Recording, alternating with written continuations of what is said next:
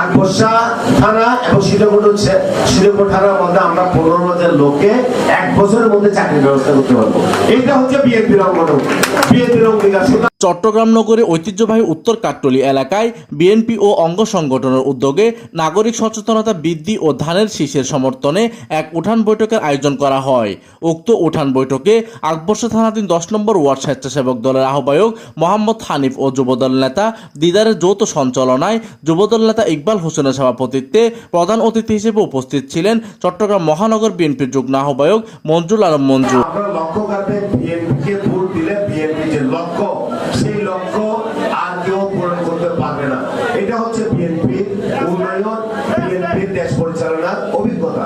এতে বিশেষ অতিথি হিসেবে উপস্থিত ছিলেন আকবর্ষা থানা বিএনপির সাবেক সাধারণ সম্পাদক মাইনুদ্দিন চৌধুরী মাইনু, বিএনপি নেতা রফিকউদ্দিন চৌধুরী, শামসুল আলম সেক্রেটারি, চট্টগ্রাম মহানগর সাবেক যুবদলের সহসভাপতি শাহেদ আকবর এবং বিএনপি নেতা সেলিম উদ্দিন চৌধুরী।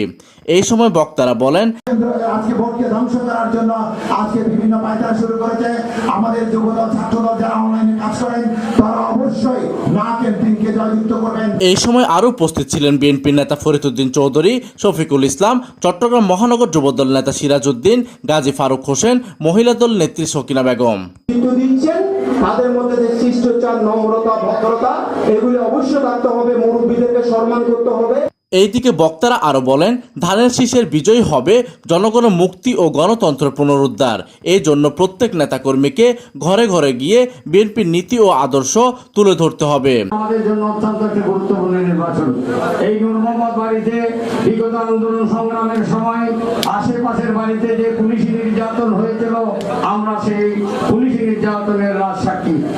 উক্ত অনুষ্ঠানে আরও উপস্থিত ছিলেন বিএনপি নেত্রী জুলেখা বেগম জুলি, নার্গিস বেগম, ইসমতারা জেরিন, জোহরা বেগম, সেনোয়ার বেগম, বিএনপি নেত্রী আজিজুল হক, মোহাম্মদ ইসমাইল, মোহাম্মদ ইউসুফ, মোহাম্মদ নাসির, সদস্য সচিব মোহাম্মদ রিপন, মোহাম্মদ সুমন।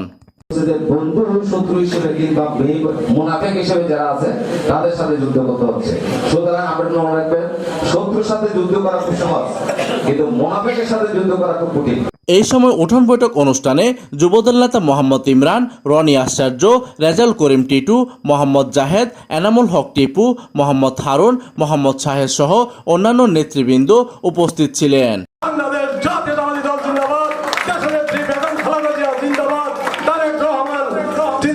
প্রতিনিধির তথ্য ও পাঠানো চিত্রে ডেস্ক নিউজ, দিগন্তের বার্তা 24, চট্টগ্রাম।